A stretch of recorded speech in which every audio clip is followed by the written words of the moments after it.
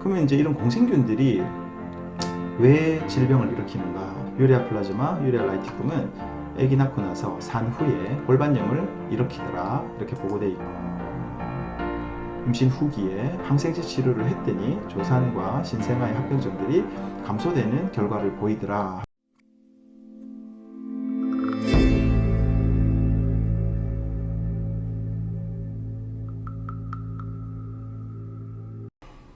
안녕하세요. 산부인과 전문의 오상윤입니다.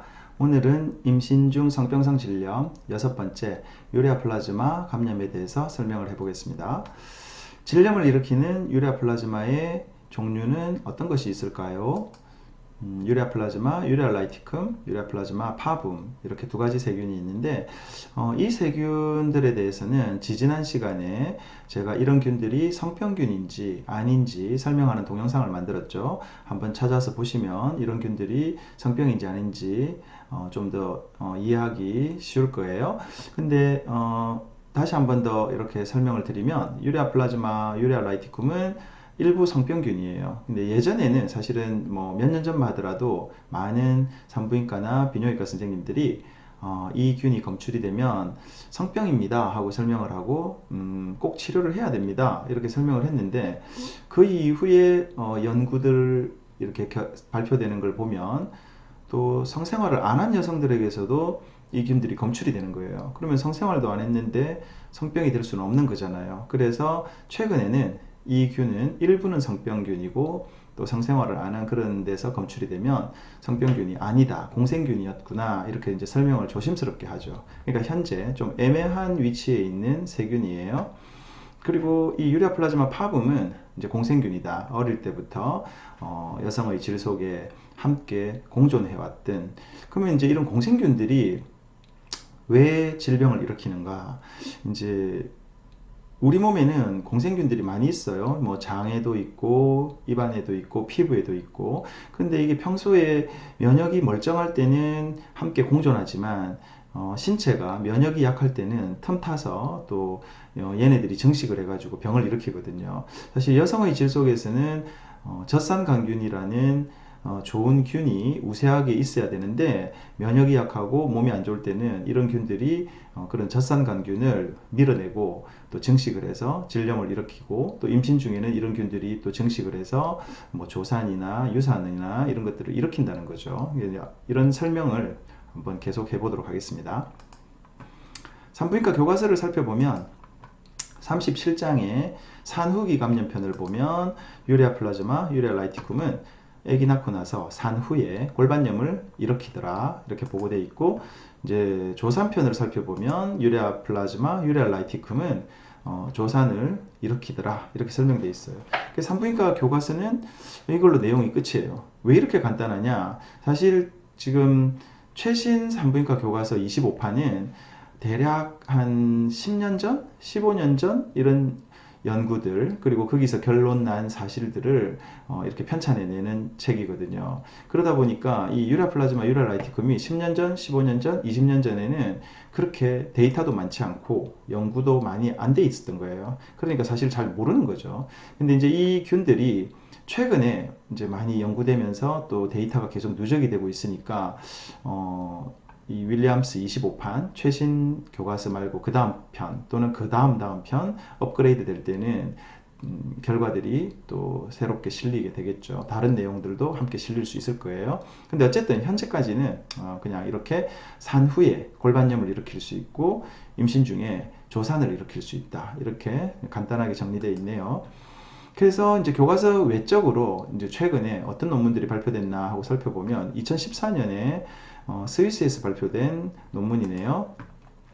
이 논문에서는 마이코플라즈마 호미니스하고 유레아 플라즈마, 유레아 라이티쿰, 파붐 이런 균들을 임신부에서 조사를 해본 거예요. 그랬더니 이제 질 쪽에 마이코플라즈마가, 이 유레아 플라즈마도 크게 보면 마이코플라즈마 속에 속하는 세균이거든요. 그러니까 크게 마이코플라즈마 속균 이렇게 하면은 다 포함되는 거예요. 그래서 질 쪽에 마이코플라즈마 균들이 검출되는 임신 후기 여성들을 항생제로 치료를 했더니 조기 진통과 신생아 합병증들이 감소하더라라는 이 결과를 발표한 논문이었어요. 그래서 논문을 요약해 보면 임신 25주에서 37주 사이에 한 5,000명 정도의 임신부들을 이제 질염 증상을 일으키는 임신부들을 균 검사를 했더니 그 중에 2,200명 정도가 이렇게 마이코플라즈마나 유레아 플라즈마가 검출이 되었어요. 그래서 이런 그 검출되는 여성들을 임신 후기에 항생제 치료를 했더니 조산과 신생아의 합병증들이 감소되는 결과를 보이더라 하고 논문이 요약을 했네요. 또 다른 논문을 살펴보면 이 논문은 2016년 경희대에서 발표했네요. 즉 우리나라 논문인 거죠. 이제 경희대가 서울에 있는 거잖아요. 서울 지역의 어떤 임신부를 대상으로 임신부에서 마이코플라즈마와 유레플라즈마의 유병률, 그러니까 얼마나 많은 산모들이 이 균을 가지고 있는가, 뭐 이런 걸 조사하는 게 유병률이거든요. 그리고 그런 그 증상을 일으키는 경우에 이제 어떤 항생제를 써야 치료가 되는가, 뭐 이런 걸 조사한 논문이었어요. 그래서 이 논문에서는 나이별로 이제 15세에서 20세, 뭐 21에서 30세, 31에서 40세, 41에서 50세 이 나이별로 어떤 균이 검출되는가, 즉 마이코플라즈마 호미니스가 얼마나 검출되는가, 유레아 플라즈마가 얼마나 검출되는가, 아니면 마이코플라즈마, 유레아 플라즈마 동시에 있는 경우는 얼마나 검출되는가 하고 조사를 해봤더니 경희대에 다녔던 산모들은 마이코플라즈마 호미니스는 거의 검출이 안 됐네요. 그리고 유레아 플라즈마 단독으로 검출되는 게 한 50%, 60%, 그다음에 함께 검출되는 거는 한 10에서 한 30% 이렇게.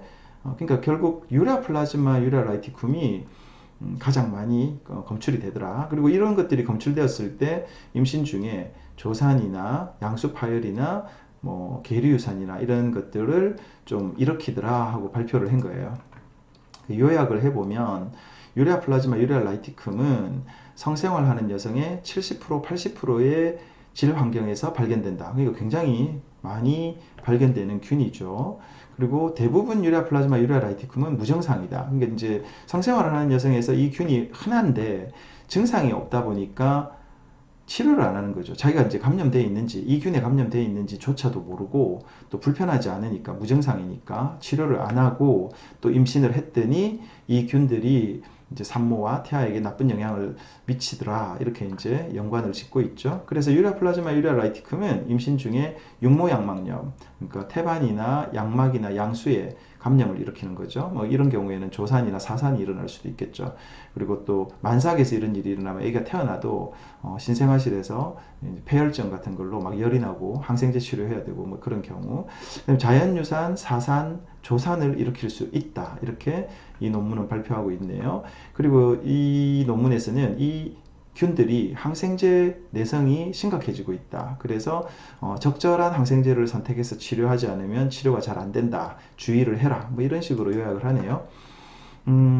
2017년에 발표된 논문을 보면 유레아 플라즈마 파붐이 습관성 유산 여성들과 좀 연관이 있더라. 우리가 이제 습관성 유산이라고 하는 것은 3번 이상 연거푸 유산되는 경우잖아요. 사실 이제 임신을 원하는 부부에서 한 번만 유산이 돼도 굉장히 슬픈데 3번 이상 자연유산을 이렇게 일으키면 굉장히 좀 슬퍼요. 그러니까 많이 부부들이 우울해하고 또 다음 임신에서 과연 임신을 성공할 수 있을까 이런 것들 때문에 굉장히 두려워하거든요. 그런데 이제 그런 습관성 유산에서 유레아 플라즈마가 이제 어떤 역할을 하는가 하는 연구를 해본 거예요. 2017년에. 그 중에서도 유레아 플라즈마 파붐이 사실 이제 이 유레아 플라즈마 파붐은 그렇게 많이 연구된 원인균이 아니거든요. 최근에 와서야 이제 유레아 플라즈마 파붐의 어떤 역할이 이제 많이 연구되고 밝혀지고 있는 그런 추세거든요. 근데 이제 논문을 요약해 보면 이 연구 목적이 습관성 유산 여성들에서 유레아 플라즈마가 존재하는지를 조사하는 것이고 또 그 유레아 플라즈마가 최근에는 또 A형이라는 게 있어요. 혈청형. 제가 이제 뭐 예전에 전공의 때나 전문의 따고 얼마 안 있었을 때는 그냥 유레아 플라즈마 파붐이었는데 요즘은 유레아 플라즈마의 혈청형이라고 해서 뭐 1형, 2, 3형, 6형, 14형 이런 것들이 좀 병을 일으키는데 이런 것들은 어떤 역할을 하는가 하고 이제 최근에 많이 연구되고 있는 것 같아요. 사실 저도 생소해요. 유레아 플라즈마 A형에 대해서는. 그랬더니 습관성 유산이 있는 환자들에게서는 유레아 플라즈마가 한 30%가 검출이 되더라. 근데 습관성 유산이 없는 일반 군들을 비교해 보면 유라 플라즈마가 11%밖에 검출이 안 되더라. 그러면 거의 뭐 3배 정도가 습관성 유산 그 경험한 여성들의 질 속에 유라 플라즈마 파붐이 있다는 거잖아요. 그리고 그 중에서 이제 혈청형 3번이 가장 많이 검출이 되는데, 환자에게서는, 습관성 유산 환자에게서는 이제 습관성 유산이 없는 군에서는 1형이 좀 11% 정도 검출되더라. 그래서 이 연구 결과는 습관성 유산의 유라 플라즈마 파붐이 좀 어떤 중요한 역할을 하는 것이 아닌가 하고, 좀 이렇게 좀 더 많은 연구가 필요하다 하고 방향을 정해주네요. 2019년에는 이 유라 플라즈마 파붐이 이제 조산을 일으키는 것 아닌가 하고 연구를 했어요. 그래서 자궁 내 유라 플라즈마 감염하고 그 다음에 조산 같은 그런 연관성이 좀 이렇게 밝혀져야 된다 하고 연구를 했는데, 논문을 한번 요약해 보면 이제 조산과 이제 유라 플라즈마 혈청형 이런 걸 조사를 했죠. 그래서 1316건의 검체를 이렇게 분류를 했다. 그런데 조산을 보인 그런 그 환자들 중에서는 혈청형 3이 가장 많이 검출되었다. 뭐 이런 식으로 결과가 나왔고, 그래서 유라 플라즈마 파붐의 혈청형 3번은 조산하고 연관이 있고, 그래서 이런 3번이 검출되는 경우에는 좀 치료를 해서 조산을 예방해야 되는 것 아닌가 하고 이제 결론을 내리고 있는데, 사실 아직까지도 현장에서는 그러니까 제가 진료를 보면서 유라 플라즈마 파붐은 검출할 수 있어도 혈청형 3번을 검사하진 않아요. 검사실에 혈청형 3번 검사해 주세요, 뭐 1번 검사해 주세요, 이런 검사를 요청할 수는 없거든요. 이거는 이제 실험적인 연구인 거죠. 그래서 이제 임신 중 유라 플라즈마 감염을 요약해 볼게요. 아직 이 유라 플라즈마는 계속 연구되고 있고 데이터는 계속 누적되고 있고, 아직 뚜렷한 결론이 이렇게 나 있는 그런 균들은 아니에요. 그러다 보니까 교과서에서도 내용이 별로 없는 거예요. 아마 다음 교과서나 그 다음번 교과서, 제 생각에는 그 다음번 한 8년 정도 더 지나서 교과서에는 이 유라 플라즈마 파붐의 혈청형이라든지 아니면은 뭐 유라 플라즈마 유라 라이티쿰이 뭐 조산이나 유산이나 아니면은 뭐 사산이나 애기 감염이나 이런 거에 대해서 어떻게 저렇게 일으킨다, 그러므로 이렇게 꼭 치료를 해야 되고 저렇게 검사를 꼭 해야 된다 하고 결론이 나겠지만, 현재는 그렇게 결론이 안 난 상태로 요약을 한번 해보면, 1번 조산과 자연유산과 같은 임신 합병증의 위험을 높일 수 있다, 뭐 가능성이 있는 거죠. 그 다음에 산후에 애 놓고 나서 골반 감염을 일으킨다.